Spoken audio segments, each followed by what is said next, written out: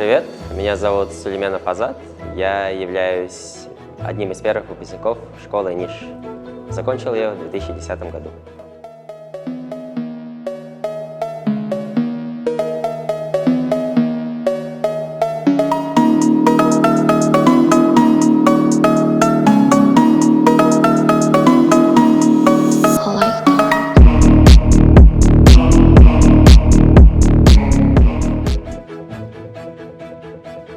После окончания школы НИШ я поступил в Назарбаев университет, его закончил в 2015 году, также один из первых выпускников НИУ.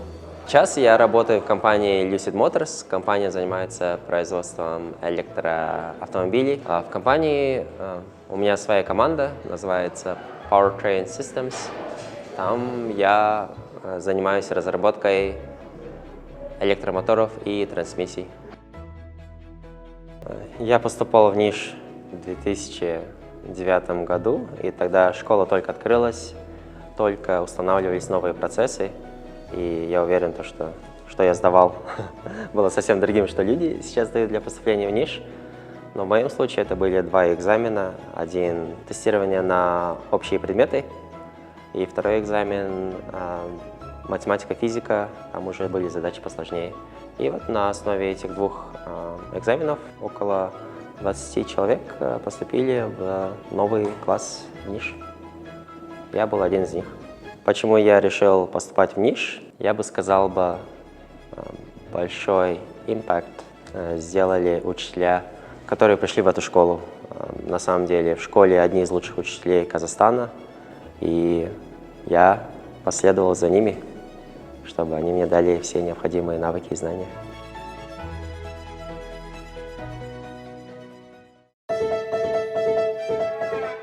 Самые приятные воспоминания, я бы сказал, это время самоподготовки, когда после обеда оставались с друзьями и пытались что-то изучать.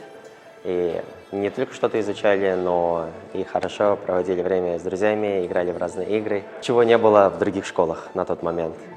И помимо этого приятно вспоминать, как мы с друзьями проводили это время. И сейчас, благодаря школе, приобрел очень хороших друзей, с которыми по сей день держим хорошее общение и пытаемся всячески помогать друг другу. Спасибо школе за это.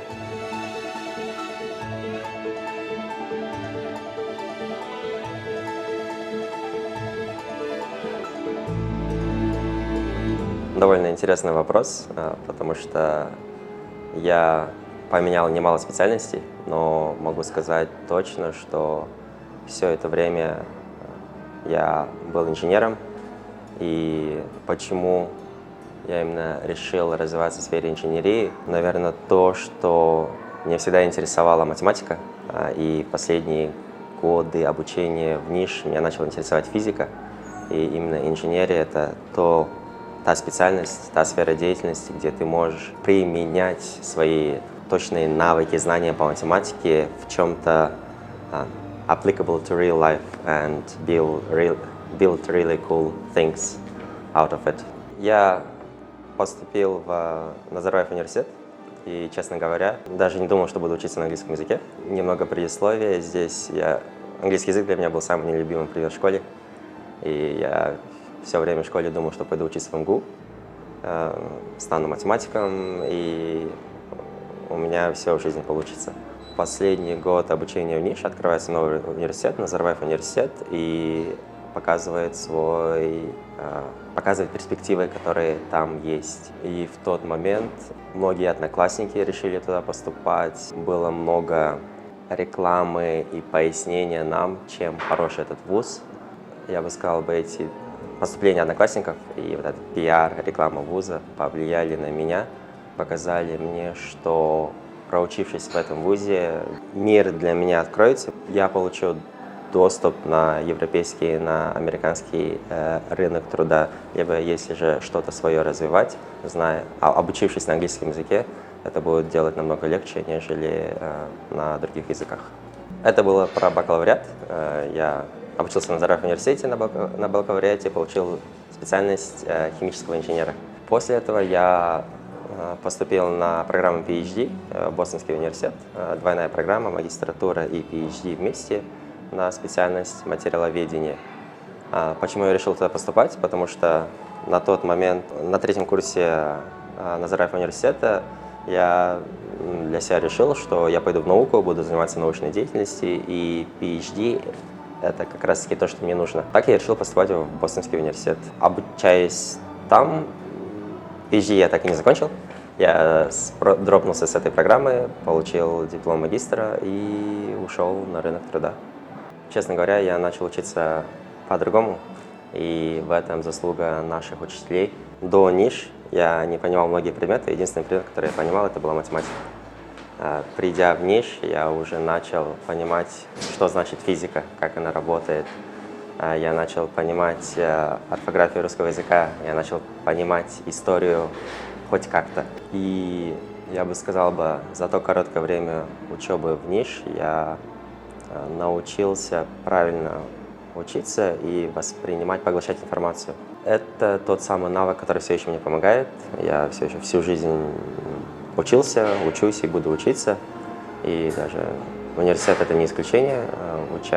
Обучаясь на Назарбаев университете, я каждый день что-то новое для себя изучал, благодаря тем навыкам, которые получил в НИШ. Две абсолютно разные стажировки. Первая стажировка была в LG Chem в Корее. Я бы сказал, может быть, она мне помогла, может быть, нет, я не знаю, но сомневаюсь, что была большая помощь от этой стажировки, честно говоря. Вторая стажировка, научная стажировка в Калтеке, где я занимался научно-исследовательской деятельностью, очень сильно мне помогла поступить на программу PhD, потому что это был как раз-таки тот самый опыт, где нужно применять свои навыки, свои знания в сфере инженерии, в лаборатории. И чем я занимался во время этой научной стажировки, это как раз та деятельность, которую делают студенты PhD. Получил хороший отзыв, получил хорошее рекомендательное письмо от профессора, с кем я занимался. Этот опыт, это письмо очень помогло мне поступить дальше на программу PhD в Бостонский университет. В LG длилось 3 недели, в Калтеке длилось 2,5 месяца. Когда ты проходишь стажировку в таких научных лабораториях, обычно у тебя мало времени работать с профессором, потому что мы все понимаем, что профессора очень занятые люди, у них своя научная деятельность, им нужно преподавать, у них своя жизнь, и большая часть interactions происходили с PhD-студентами и постдоками. И я бы сказал, они мне довольно хорошо помогли понять, чем я занимаюсь, как дальше заниматься, развиваться в этой сфере, и отчасти помогали мне понять, как правильно поступить на программу PhD. Мой путь в Lucid Motors. Обучаясь на программе PhD в Бостонском университете, я начал для себя понимать, что научная деятельность — это не совсем мое, и то, чем я занимался, именно та тема, в которой я развивался, тоже не совсем мое. И, наверное, первый шаг моего пути в Lucid Motors — это было осознание того, чем я на самом деле хочу заниматься.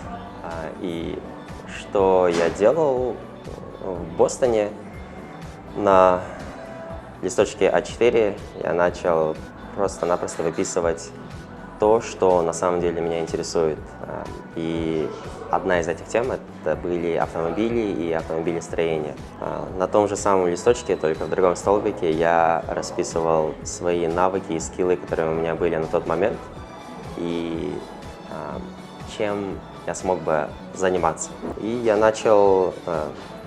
I started linking the skills and the future opportunities or future areas of development.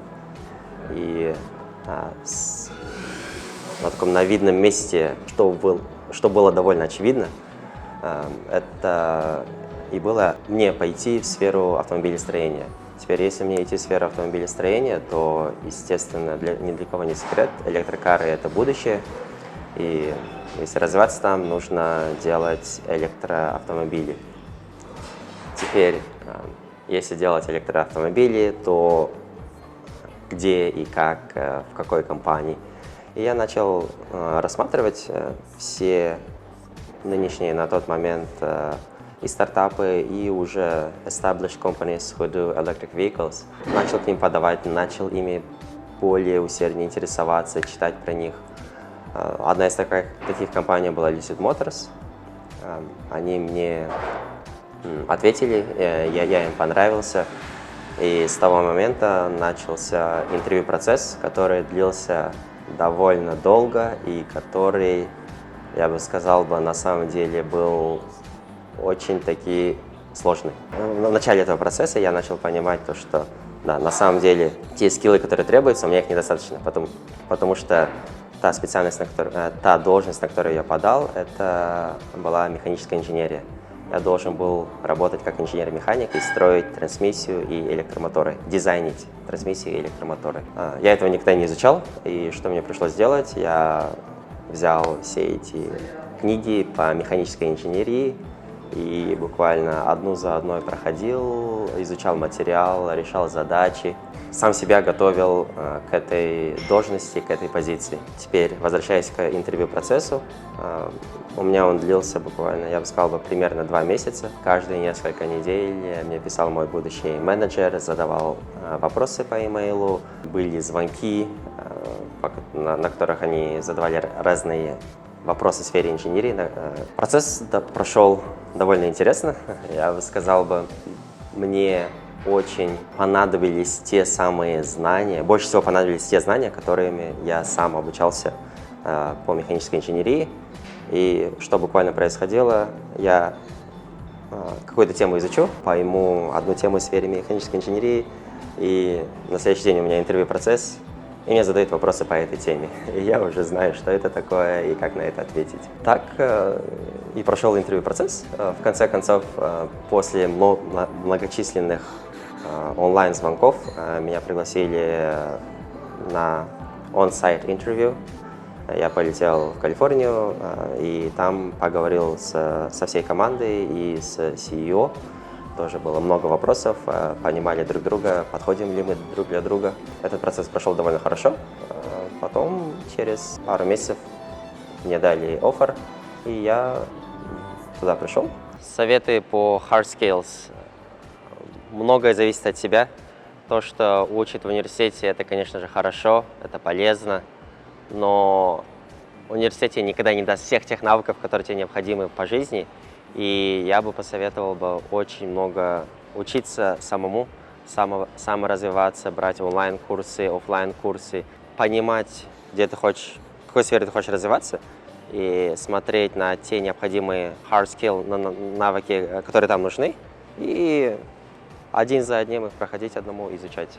То есть здесь самообразование. Насчет soft skills, посмотреть на C-suite executives, top managers, как они себя ведут, как они разговаривают, о чем не говорят, брать пример с таких людей.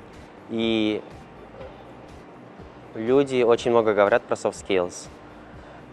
Мне кажется, что зачастую мы не воспринимаем все эти знания, все эти советы всерьез, но на самом деле они they make a big difference. And even if it sounds simple, just try to repeat it, try to replicate it, try to learn from what people are saying, and just do it every day, and you will, at the end, you will see how better person you became than you were yesterday. Сфера электроавтомобилей, несомненно, развивается, и, несомненно, в будущем мы будем видеть все больше и больше электрокаров на улицах всего мира. Потихоньку автомобили ДВС будут заменяться, их будет все меньше и меньше, потому что это уже устаревшая, неинтересная нам технология. Весь мир сейчас создает специфичные преференции для развития сфер производства электроавтомобилей и развития renewable energy generation and energy storage mechanisms, so that the world depends less and less on oil and gas, which eventually harm the environment. Казахстан не исключение. Казахстану нужно следовать, брать пример тому, что сейчас делается, практикуется в странах США, Европы и Востока. Нужно создавать специфичные преференции, чтобы людям уже как раз-таки было выгодно покупать электрокары, нежели старые автомобили ДВС. И один из хороших примеров, что Казахстан сделал буквально год назад, убрал все налоговые льготы, убрал НДС, убрал таможенные пошлины на ввоз автомобиля. Буквально, если ты хочешь привезти электрокар за рубежа, тебе это бесплатно обходится. Я не уверен, насколько долго это продержится, но такие программы очень помогают и стимулируют рынок. Если будут существовать такие программы, людям, конечно, будет выгоднее брать электрокар. А теперь в сфере зарядок и производства, то тут надо посмотреть чуть другими глазами.